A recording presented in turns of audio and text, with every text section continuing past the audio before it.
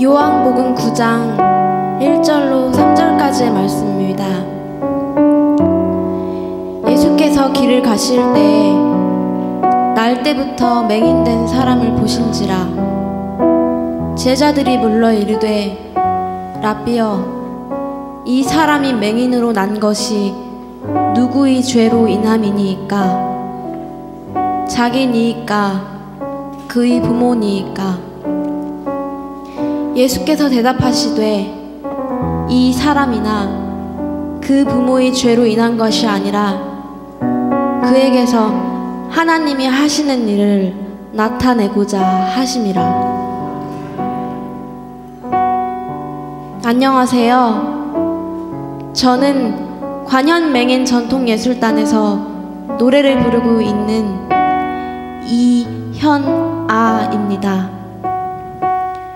지금은 무대에서 노래를 부르는 모습이 당연한 것처럼 익숙해졌지만 노래를 하겠다는 저의 꿈이 처음부터 당연하고 순조로웠던 것은 아니었습니다.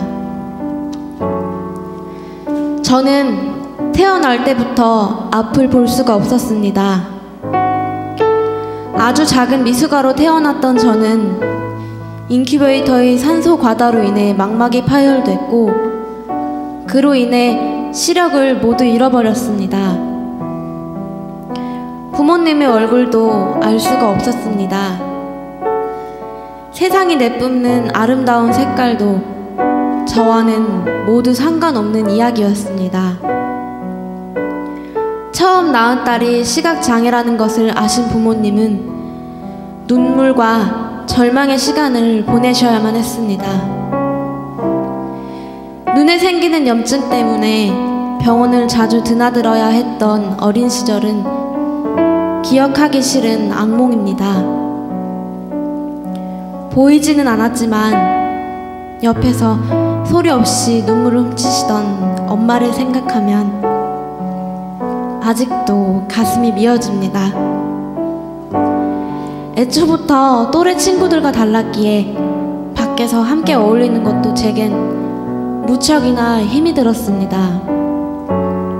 그래서 전 어두운 방 안에서 아픔과 외로움을 참아가며 어린 시절을 보내야만 했습니다. 그러던 중 초등학교 3학년 때 우연히 국악을 접하게 됐습니다. 왠지 마음이 편해지는 음악이라고 생각했고 그때부터 전 국악인의 꿈을 꾸기 시작했습니다. 공사 현장에서 일하시는 아버지의 수입으로 레슨을 받는다는 것이 버거웠지만 부모님은 최선을 다해 저를 도와주셨습니다. 저는 잘해내고 싶었습니다. 악보를 볼 수 없었기에 모든 수업 내용을 녹음해서 듣고 또 들으며 피나는 연습을 반복했습니다. 거울을 볼 수 없었기에 자세도 좋지 않았습니다. 자세를 교정하는 과정이 너무 막막하고 힘이 들어 혼자 울었던 적도 많았습니다. 다른 친구들보다 몇 배는 힘든 과정이었지만 꿈을 꾸는 순간이 행복하다고 생각했습니다. 하지만 국악과 관련된 중고등학교에 진학하려 했던 저는 입학 과정에서 절망을 느껴야만 했습니다. 시각장애인이라는 이유로 아무 곳에서도 저를 받아주지 않았던 것입니다. 그렇게 한 번의 좌절을 경험하고 나니 그때부터 노래를 배우는 모든 과정이 싫어지기 시작했습니다.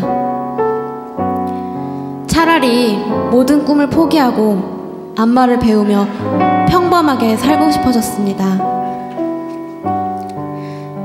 상처를 받았던 건 대학교 때도 마찬가지였습니다. 고등학교 3학년 때 동화 콩쿠르 대회에서 은상을 수상했지만 대학에 갈 수 있을 거란 저의 꿈은 산산조각이 났습니다. 보지 못하는 자, 듣지 못하는 자, 걷지 못하는 자는 대학에 들어올 수 없다. 대학교의 이런 학칙들은 저를 절망의 굴레로 밀어넣었습니다. 눈물도 나지 않을 정도로 비참했던 저는 하나님을 원망하기 시작했습니다. 왜 하필 저에게 이런 고통을 주시는지, 시각장애인은 아무것도 하지 말라는 것인지, 정말 모든 것이 원망스러웠습니다. 너무 힘들었던 저는 결국 모든 꿈을 포기하기로 마음먹었고 노래하는 것을 그만두었습니다. 그렇게 무의미하게 살아가던 어느 날 저는 친구를 따라 어느 찬양 집회에 가게 되었습니다. 그날 목사님께서는 요셉에 관한 설교를 하셨습니다. 그 내용은 온갖 역경과 시련 속에서도 밝은 모습으로 맡은 일에 최선을 다하니 마침내 하나님께서 그의 꿈을 이루어 주셨다는 것이었습니다. 그 설교를 듣는 순간 저는 큰 충격을 받았습니다. 갑자기 저도 모르게 눈물이 흘렀고 시련을 이기지 못해 나약하게 주저앉은 제 자신이 너무나 부끄러워졌습니다. 더 큰 시련을 통과해야 더욱 단단해질 수 있다는 것을, 그래야 꿈도 이룰 수 있다는 것을 저는 그제서야 깨달았던 것입니다. 저보다 저를 잘 아시는 주님께서 최선의 길을 준비하신 거라고, 요셉처럼 맡은 일에 최선을 다하고 묵묵히 노력하다 보면 어느 순간 저의 꿈도 이루어 주시리라고. 그때부터 거짓말처럼 세상에 대한 원망이 사그러들기 시작했습니다. 그리고 접어뒀던 꿈을 다시 꺼내들었습니다. 그리고 멋진 하나님께서는 그런 저의 기도에 응답해 주셨습니다. 우연히 KBS의 장애인 관련 라디오에 1분 정도 출연한 적이 있었는데, 그 짧은 방송을 중앙대 총장님께서 청취하셨던 것입니다. 총장님께서는 제 사연에 감명을 받아 저를 찾아달라고 지시하셨습니다. 그리고 연락이 닿은 저에게 비장애인들과 똑같이 시험을 볼 수 있는 기회를 줄 테니 열심히 해보라고 말씀해 주셨습니다. 정말 꿈만 같았습니다. 캄캄한 눈앞에 한 줄기 빛이 보이는 기분. 하나님께서는 마침내 저희 꿈도 이루어 주신 것입니다. 전 당당히 실기시험을 합격하고 국악 명문 중앙대에 입학했습니다. 이곳 국악대학에 장애인이 입학한 것은 제가 처음이었습니다. 모든 것이 낯설고 새로운 생활이었지만 꿈을 향해 한 발짝 나아갈 수 있다는 사실이 저를 황홀하게 했습니다. 저는 마음껏 하나님을 찬양했습니다. 그리고 할 수만 있다면 더 많은 이들에게 하나님의 사랑을 전하고 저처럼 절망에 빠진 이들에게 희망을 전하고 싶었습니다. 하나님께서는 저희 두 번째 꿈도 이루어 주셨습니다. 대학 졸업 후 전공을 살려 전문 음악인으로 취업하기를 희망했지만 실력이 아닌 장애를 이유로 번번이 좌절의 경험을 하게 되면서 많은 시각장애인의 어쩔 수 없는 선택이 그러했듯 저 또한 안마사가 되어야 하나 절망하던 차에 때마침 실로암 시각장애인 복지관에서 관현맹인 전통예술단을 창단한 것입니다. 또 한 번 오디션에 합격한 저는 이곳에서 오랫동안 꿈꿔오던 것들을 조금씩 이루어가고 있습니다. 얼마 전에는 모든 국악인이 꾸밀 무대를 할 수 있는 온나라 국악경연대회에서 전체 대상인 대통령상을 받는 영광스러운 성과도 거두었습니다. 전 이 모든 게 우연이라 생각하지 않습니다. 주님께서 더 많은 이들을 도우라고, 더 많은 이들에게 희망을 전하라고 이 자리까지 인도하셨다고 생각합니다. 전 주님의 뜻을 받들어 사람들의 마음을 어루만지는 노래를 하려고 노력합니다. 사회의 편견에 가로막혀 꿈을 꾸지 못하는 시각장애인들에게 희망을 줄 수 있길 기도하면서 말입니다. 전 오늘 하나님의 뜻을 전하기 위해 이 자리에 섰습니다. 더 넓은 세상에 하나님의 사랑을 전할 수 있고 더 많은 이들에게 제 목소리를 알릴 수 있게 된 것에 하루하루가 감사하고 행복합니다.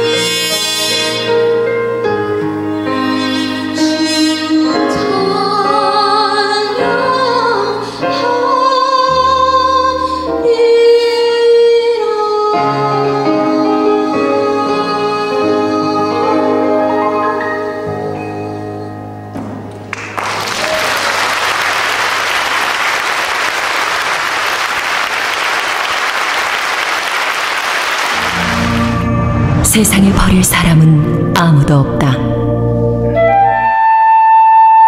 세종 6년 시각장애인 학사는 앞을 볼 수 없어도 소리를 살필 수 있기 때문에 세상에 버릴 사람은 아무도 없다며 관직과 녹봉을 주었다는 기록이 있다.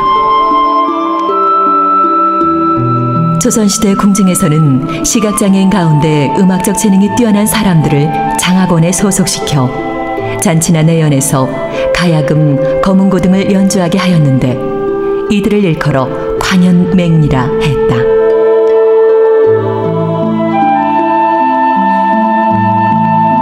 장애라는 편견의 벽을 깨고 예술로 세상과의 소통을 위해 창단된 관현맹인 전통음악 예술단. 애절한 삶 속에서 우러나오는 진심 어린 소리는 조선시대 시각장애인 궁중악사인 관현맹인의 재탄생을 증명했다. 맑고 파란 하늘에 장애가 불어오고 있습니까? 노력엔 장애가 없기에 이들이 흘린 땀은 희망의 씨앗이 됩니다. 한국의 예술혼으로 당신의 지친 영혼에 희망의 바람을 불어넣겠습니다. 지금 당신 안에선 어떤 희망의 소리가 피어나고 있습니까?